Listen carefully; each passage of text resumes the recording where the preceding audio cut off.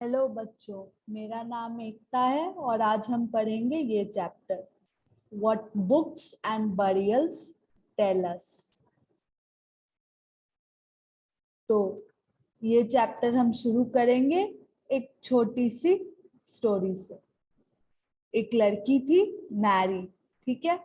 वो लाइब्रेरी गई, ठीक है, टीचर के साथ।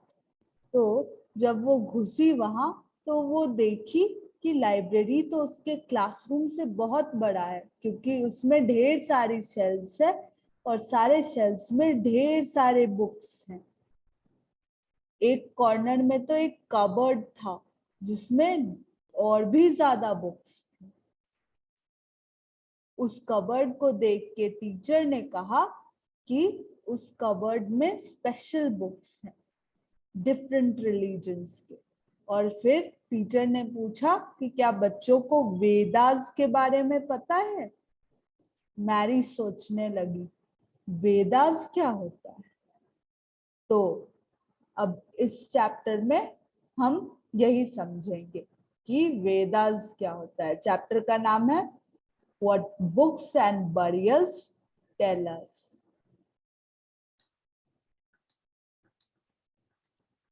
तो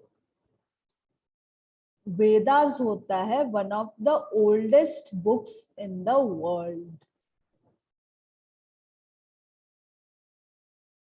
4 होते हैं वेदास, ऋग्वेदा, समवेदा, यजुर्वेदा और अथर्ववेदा, ठीक है। जो सबसे ओल्डेस्ट है वो है ऋग्वेदा, ठीक है। इसको ऑलमोस्ट 3500 ईयर्स अगो लिखा गया। तो ऋग्वेदा में आते हैं ढेर सारी हिम्स, ठीक है, जिसे सुक्ता भी कहते हैं या फिर इंग्लिश में वेल सेड, ठीक है। ये हिम्स जो रहते हैं वो गॉड्स एंड गॉडेसेस को प्रेज करते हैं, उनकी तारीफ करते हैं। इन गॉड्स एंड गॉडेसेस में आपके आते हैं अग्नि, इंद्र, सोम। अग्नि कौन हुए? God of fire. इंद्र हुए वॉरियर गॉड। सोमा हुआ a plant from which a special drink was prepared। Soma एक पौधा हुआ। ये जो हिम्स रहते थे इन्हें सेजेस, ऋषिज लिखते थे।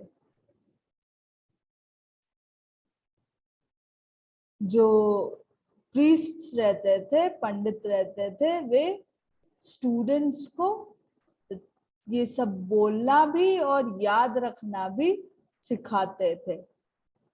हर एक सिलेबल, वर्ड, सेंटेंस, ये हिम्स इसी तरह से रहती थी कि इसे याद भी रख पाए और बोल भी पाए। ऐसे बोले कि याद भी रहे।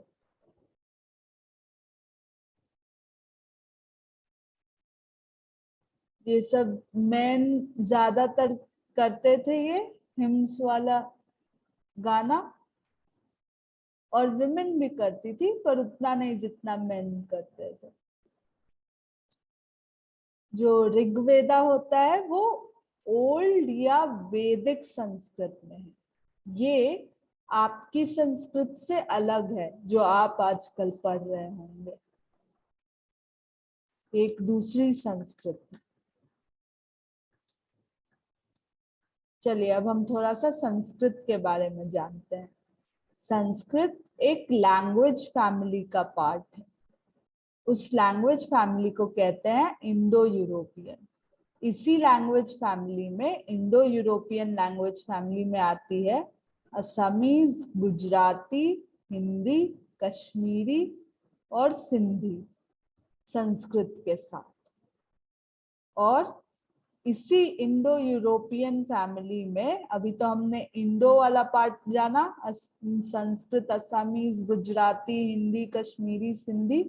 अब हम देखते हैं यूरोपियन वाला पार्ट। यूरोपियन वाले में आएगा English, French, German, Greek, Italian and Spanish. ये सब आते हैं इंडो यूरोपियन लैंग्वेज फैमिली में। ठीक है, ये भी और ये भी। इसे ऐसा इसलिए, ये सब एक ही फैमिली का पार्ट इसलिए है क्योंकि ओरिजिनली इनमें वर्ड्स थे जो कॉमन थे। जैसे अभी भी अगर हम देखें, मात्र, माँ, मदर, तीनों वर्ड का मीनिंग सेम है और तीनों एक दूसरे से थोड़ा थोड़ा सिमिलर है। और कौन कौन सी लैंग्वेज फैमिली होती है? एक होती है तिबेटो बर्मन फैमिली, जिसकी लैंग्वेजेस नॉर्थ ईस्ट में पाई जाती है। फिर है आपकी द्रविडियन फैमिली, जो कि हुई तमिल, तेलुगु, कन्नड़ा, मलयालम। फिर जो झारखंड में जो लैंग्वेजेस बोले जाते हैं और जो सेंट्रल इंडिया में बोले जाते हैं, ये सब हुए part Austro Asiatic language family की।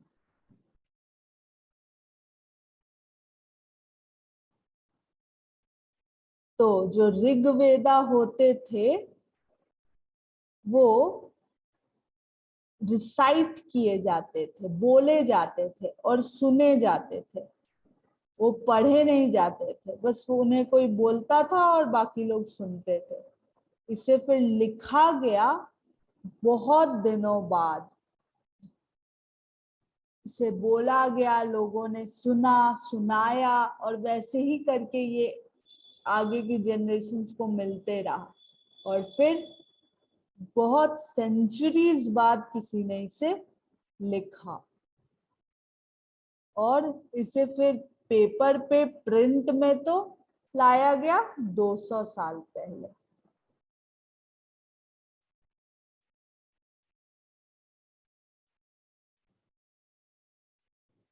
तो हिस्टोरियंस कैसे पढ़ते हैं ऋग्वेदा को? जो लिखा हुआ है इसका सोर्स, उसे वो एग्जामिन करते हैं। जो कुछ हिम्स रहते हैं इसमें, वो डायलॉग फॉर्म में रहते हैं। जैसे एक सेज बात कर रहा है 2 रिवर्स से। वो रिवर्स को गॉडेस की तरह वर्शिप किया जाता था। देखिए, ये है मैन्युस्क्रिप्ट ऋग्वेदा का, जो उसके पहली बार बोलने, ऋग्वेदा के बोलने और कुछ लोगों के उसके सुनने के कुछ सेंचुरीज बाद जो उसे लिखा गया वो। लेकिन ये भी बहुत पहले लिखा गया था। इसी को प्रिजर्व किया गया और फिर 200 साल पहले फिर इसे और भी इसमें बहुत सारा ये किया गया, बढ़ावा दिया गया और फिर प्रिंट में लाया गया। तो जो हम अभी डायलॉग की बात कर रहे थे, जो हिम्स रहती है डायलॉग के फॉर्म में, उसका यहाँ पे एक एग्जाम्पल दिया है जिसमें विश्वामित्र 2 रिवर्स से बात कर रहे हैं। O rivers, come down from the mountains like 2 swift horses, like 2 shining cows that lick their calves. You move like chariots to the sea through the power of Indra. You are full of water and wish to unite with one another. We who are full of water move along the path the gods have made for us. Once we start following, we cannot be stopped. Why do you pray to us, O sage? Vishwamitra. Oh sisters, please listen to me, the singer who has come from a distance with his chariots and carts. Let your waters not rise above our axles so that we can cross safely the rivers. We will listen to your prayers so that we can cross safely. तो हम देखते हैं यहाँ पे Vishwamitra river को request कर रहे हैं कि रिवर्स उन्हें पास करने दे। ठीक है, तो विश्वामित्र को रिवर से कुछ काम है, तो वो रिवर की तारीफ भी कर रहे हैं और इसी में करते करते वो रिवर को हॉर्सेस और काउज से कंपेयर कर रहे हैं। तो हिस्टोरियंस का कहना है कि पहली बात तो ये जो हिम है, जो डायलॉग के फॉर्म में है विश्वामित्र और रिवर के बीच का, पहली बात क्योंकि इसमें रिवर है तो फिर ये प्रोबेबली इस हिम को रिवर के आसपास ही लिखा गया होगा, कंपोज किया गया होगा, बनाया गया होगा। ठीक है। दूसरी बात कि ये सेठ जिस सोसाइटी में रहता था वहां हॉर्सेस और काउज को बहुत वैल्यू किया जाता था, क्योंकि ये रिवर को मनाने के लिए उसे हॉर्सेस और काउज से कंपेयर कर रहे हैं। ऑब्वियसली क्योंकि हॉर्सेस और काउज को अच्छा समझा जाता था, तभी ना वो एक्सपेक्ट कर रहे हैं कि रिवर उनका बात मान जाएगी अगर वो उसे हॉर्सेस और काउज से कंपेयर करके अच्छा फील कराएंगे। ठीक है। तो इससे हम समझते हैं कि उस समय कैसे सोचा जाता था, कैसा रहन सहन था, ये सब लिटरेचर पढ़ के। अब कैटल्स, हॉर्सेस एंड चैरियट्स, तो ऋग्वेदा में बहुत सारे प्रेयर्स हैं कैटल के लिए, चिल्ड्रन के लिए, स्पेशली सन्स के लिए, और हॉर्सेस के लिए। हॉर्सेस जो थे वो चैरियट्स को लेके जाते थे बैटल्स में, जब कैटल कैप्चर करना रहता था। बैटल्स बहुत चीज के लिए होती थी, लैंड के लिए होती थी क्योंकि लैंड पास्चर के लिए जरूरी होता था, जो कैटल को जरूरत रहती थी उसकी। हार्डी क्रॉप्स के लिए जरूरी रहता था लैंड। फिर वो बार्ले उसी लैंड पे न उगाएंगे। ठीक है। कुछ बैटल पानी के लिए भी लड़े जाते थे, तो कुछ लोगों को कैप्चर करने के लिए। जो बैटल्स में वेल्थ होता था, मिलता था, वो लीडर कुछ रखता था और कुछ प्रीस्ट को दिया जाता था और बाकी लोगों में डिस्ट्रीब्यूट किया जाता था। और कुछ वेल्थ, कुछ जो बचा उसे फिर यज्ञास, जिसे सैक्रिफाइसेस भी कहते हैं, उसमें ऑफरिंग की तरह डाल दिया जाता था आग में। ये सब ऑफरिंग में क्या आया? घी, ग्रेन और कभी कभी एनिमल्स। ज्यादातर आदमी जो थे वो वॉर में जाते थे, पर कोई आर्मी नहीं रहती थी। ठीक है। वॉर जो था उसके लिए जो आदमी जाते थे वो जनरली असेंबलीज तरह से बनाते थे, मतलब एक साथ असेंबल हो जाते थे। तो यहाँ पे लोग मिलते थे, फिर डिस्कस करते थे वॉर को कैसे हैंडल करेंगे, पीस को कैसे हैंडल करेंगे, और अपने लीडर्स चुनते थे। लीडर्स चुनेंगे जो होंगे ब्रेव और जिसमें होगा स्किल्स। अब लोग एक दूसरे को पहचानते कैसे थे?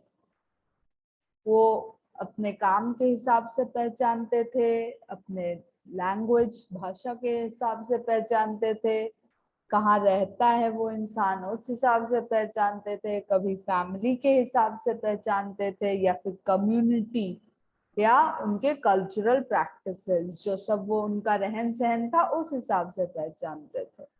दो मेन ग्रुप हुआ करता था इस टाइम में, एक था ब्राह्मण्स और एक था राजास। पर ये जो राजास थे ये वैसे नहीं थे जो बाद में आए। ये राजास का कैपिटल सिटीज नहीं रहता था, पैलेसेस नहीं रहती थी, आर्मीज नहीं रहती थी, वे टैक्सेस नहीं कलेक्ट करते थे, वो सब बाद में हुआ। अभी हम ऋग्वेदा का बात कर रहे हैं। और इस टाइम में सन्स ऑटोमेटिकली अपने फादर को नहीं सक्सीड करते थे एज राजा। ठीक है। यहाँ पे वो फॉलो नहीं होता था कि बेटा फिर थ्रोन पे बैठेगा अपने पिता के बाद। सबसे इम्पोर्टेंट चीज जो था इस समय वो था कम्युनिटी। सबके बारे में सोचा जाता था, इसलिए ये वर्ड भी इंपॉर्टेंट था, जन और विश्व।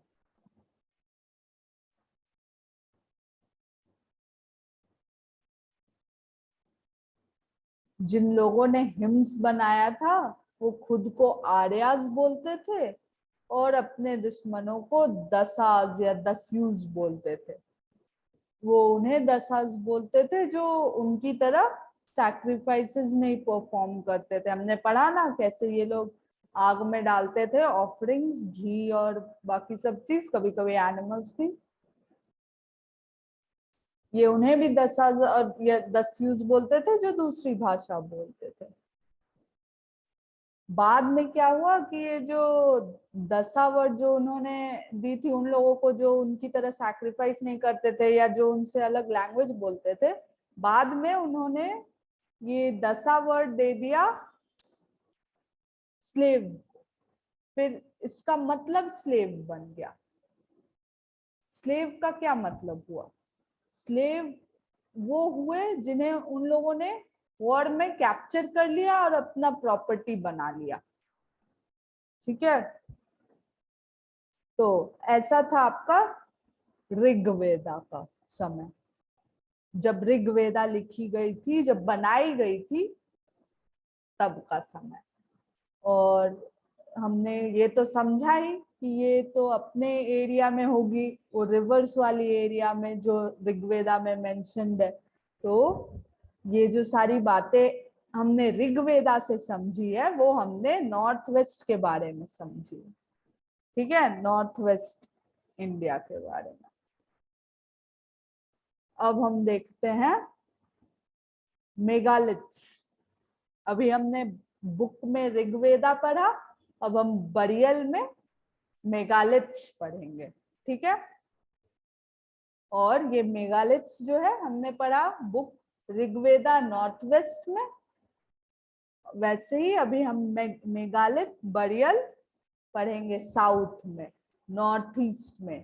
ठीक है, ये Deccan, south India, north east और कश्मीर में पाई गई है मेगालिथ्स। अभी तो मैंने बोला ना, ये है बरियल।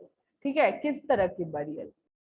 स्टोन बोल्डर्स, जो बहुत ही ध्यान से अरेंज किया गया है। और ये वाला जो प्रैक्टिस है, ये देखिए, ये है आपका मेगालिथ्स। 3000 साल पहले ये होता था लगभग। ठीक है, कुछ दिखाई देती है, कुछ मेगालिथ्स ऊपर से, कुछ अंडरग्राउंड ही रहती है।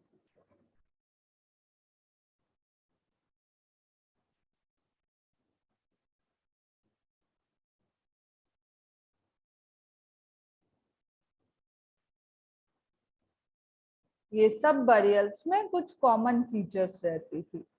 जो डेड थे वो जनरली साथ में उनके कुछ पॉट भी डाल दिया जाता था। ब्लैक एंड रेड वेयर कहते थे उसे।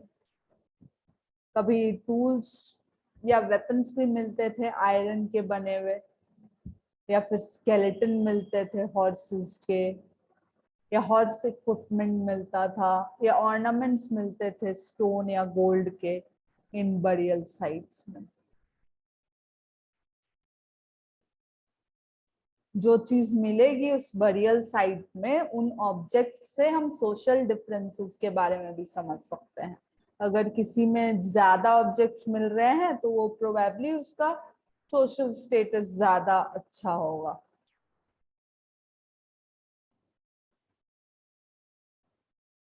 ठीक है, वो ज्यादा रिच होगा। किसी में कम मिल रहा है तो फिर वो प्रोबेबली पुअर होगा। ऐसा भी होता था बहुत बार कि एक फैमिली को एक ही जगह पे बरी कर दिया जाता था।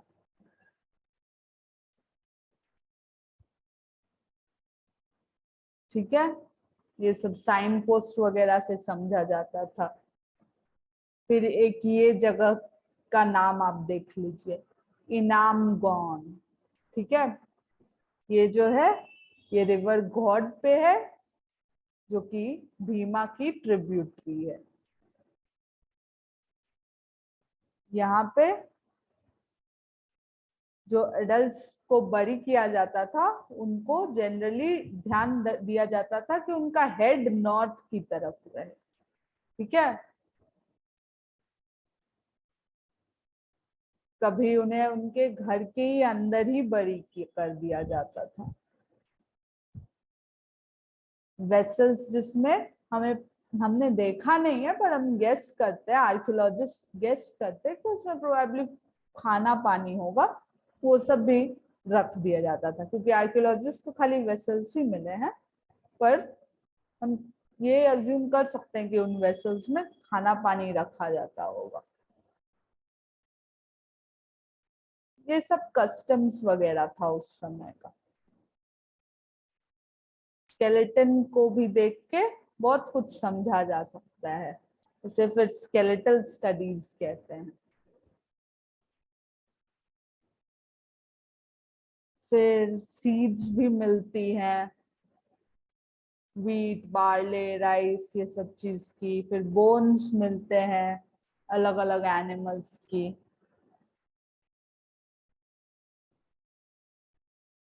फिर फ्रूट्स भी मिलते हैं इन सब बरियल साइट्स पे, इनामगॉन में, ठीक है। अब फिर एक एक्स्ट्रा फैक्ट कि 3500 इयर्स पहले लगभग पहला एविडेंस मिला था राइटिंग का चाइना में। ये जो मिला था, ये राइटिंग्स, ये एनिमल बोन्स पे मिली थी, ठीक है।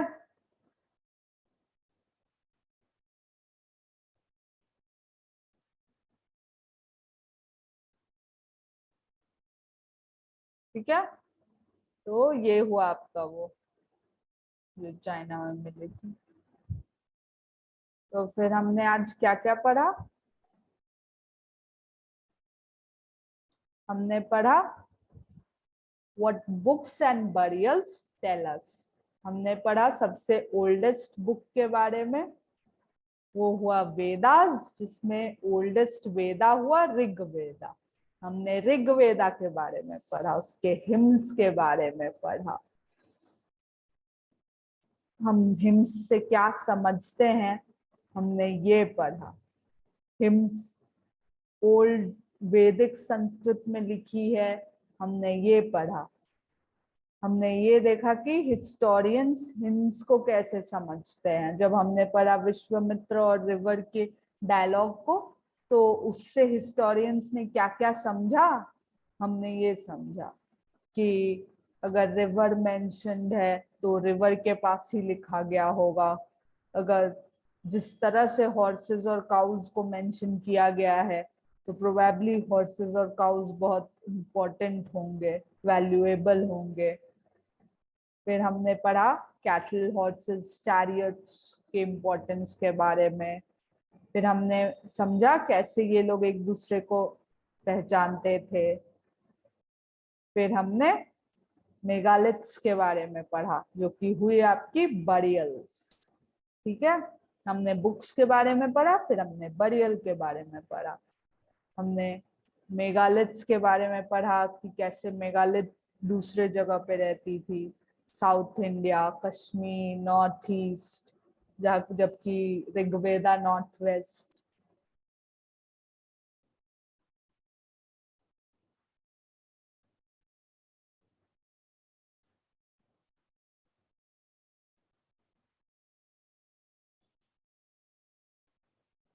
फिर हमने समझा कि कैसे इन बरियल्स को देख के आर्कियोलॉजिस्ट समझते हैं कि किस तरह का माहौल रहता था, सोशल डिफरेंसेस कैसे रहती थी।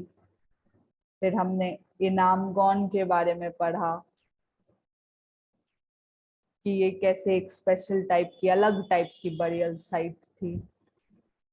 तो फिर इसके साथ होता है हमारा आज का ये चैप्टर खत्म।